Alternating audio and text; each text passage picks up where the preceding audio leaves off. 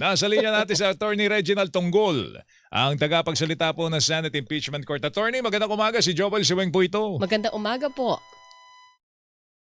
Magandang umaga sa inyo, Joel at Weng, at sa inyo mga tagapakinig. Yeah, salamat sa oras, Salamat, sir. Oo. Opo. Initially, nagkaroon na po kami ng schedule na mangyayari po next week merong naka-schedule sa July 15, oral arguments po ng Senate Impeachment Court kaugnay po sa issue ng tax records po ng mag-asawang Sara Duterte, Vice President Duterte at Attorney Manasseh Carpio. Pero before that, anong aasahan ng taong bayan do sa Lunes at Martes, Attorney Tonggol?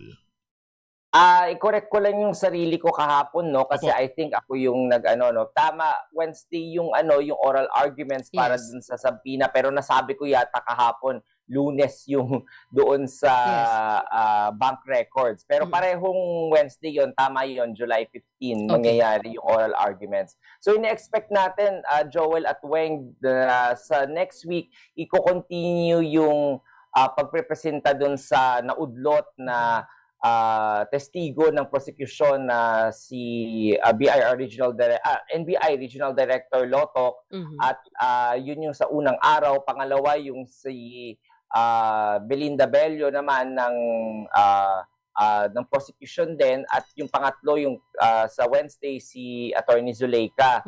At sa ngayon nga ay i-deliver today yung subpoena ad testificandum kay Attorney Zuleika, at bibigyan naman namin ng media ng update regarding that. So tapos sa Wednesday din yung oral argument. So medyo tight at medyo busy yung buong linggo natin next week. As I said in my press briefing, the impeachment court is now getting the hang of things, and siguro by next week mas mapapabilis yung mga bagay-bagay. Mabilis na nga in fairness yung mga nangyari nung past 2 to 3 days, at pero baka magkaroon pa tayo ng konting leeway na pabilisan ng konti pa na matapos lahat yung mga testigo natin at ma-accomplish natin 100% na dapat ma-accomplish for next week. Although medyo humahaba yung proseso, yung trial, Attorney Tonggol, dahil lahat binibigyan talaga ng chance at magtanong, hindi ba? Kahit yung senator judges at any time pwede silang tumayo at magtanong. Humahaba yung process dahil doon. Hindi natin kino-question kung bakit meron silang pagkakataon na magtanong. Karapatan po nila yung bilang senator judges. But that in itself, nagpapahaba ng whole process. Tama ka rin dyan, Weng, no? Kaya nagbigay ng guidelines si Senator Escudero regarding the matter na kaya mahigpit na 2 minutes lang talaga. At nakakatuwa naman at yung ating mga senator judges ay tumatalima doon sa guidelines na yun ng ating both ng Senate impeachment rules at reiterated ng ating presiding officer. So I think if all the parties, especially the defense and the prosecution, would siguro one of the ways na napapabilis namin sa korte ang mga bagay-bagay, Weng at Joel, is kapag nagpapa-offer kami to stipulate. Kunwari, may mga maraming objection sa isang dokumento. Pwede bang stipulate na lang natin na parang ganito? So, minsan ganun. So, it's a tactic that the parties and the court can actually offer. So, pero ngayong unang linggo na to, syempre, nag-expect tayo talaga ng bakbakan, and yun naman yung nakita natin between the parties. At siguro after a few more hearings and a few more settings, medyo magiging kampante na sila sa style ng isa't isa, at alam na nila siguro kung saan sila mag-stipulate, saan sila hindi mag-o-object, di ba? So, pero everyone was testing the waters kasi this week, kaya okay lang naman yun. It's part of the learning curve. So, July 15, oral arguments po para dun sa kung bubuksan ba o hindi yung BIR box. Tama po ba yun? There's no more question about opening the BIR box because the BIR box was already transferred to the BIR. So wala nang box na tinatawag tayo, okay?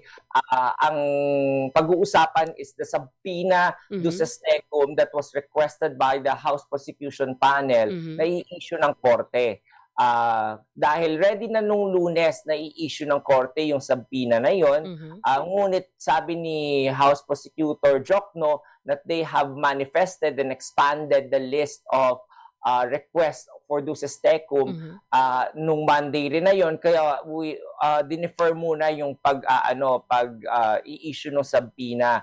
At napakabait nga ni House Prosecutor Jokto dahil binigyan niya na pagkakataon, pumayag siya na ibigyan ng copy yung other party, and at the same time ibigyan ng 5 days para makapagbigay ng memorandum yung both parties, and then schedule the oral argument. So yun yung dadalin lamang ng BIR commissioner kapag na-issue yung subpoena. He will just bring it to the court, and then the court will now take legal custody over those ITRs, pati yung bank documents naman from the banks. Bakit po may pangangailangan pa for oral arguments kung wala na tayong dapat pinagtatalunan kung open o hindi ang bank, ang BIR box?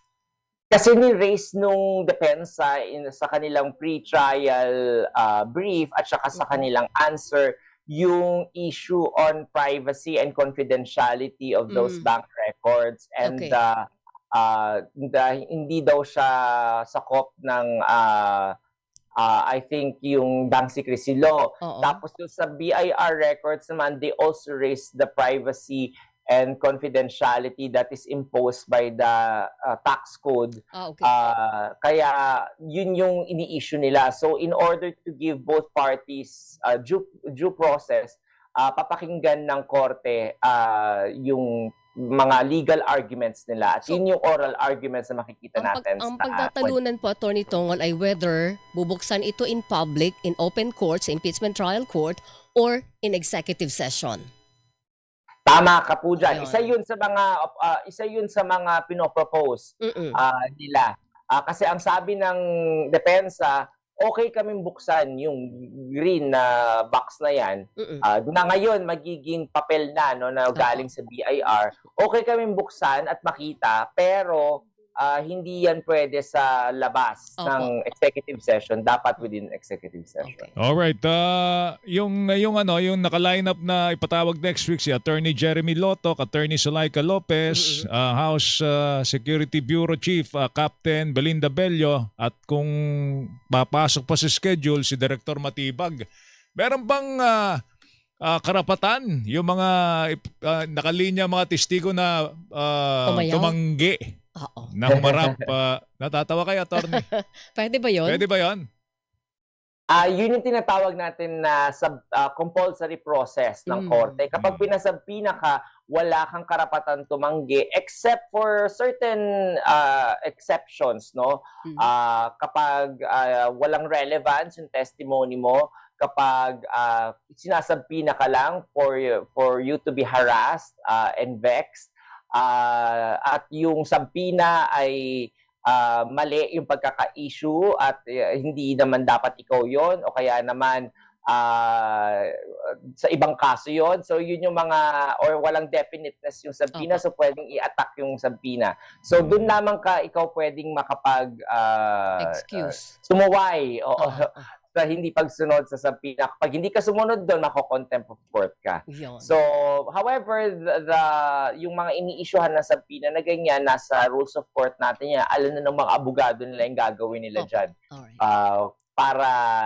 Para hindi sila umattend kung ayaw nilang umattend. Alright. Attorney, salamat. Sir, mag-ingat ka. Salamat Good morning po sa to you, oras. sir. Thank you. Maraming salamat din po sa inyo. Si Attorney Reginald Tunggol, spokesperson, Senate Impeachment Court.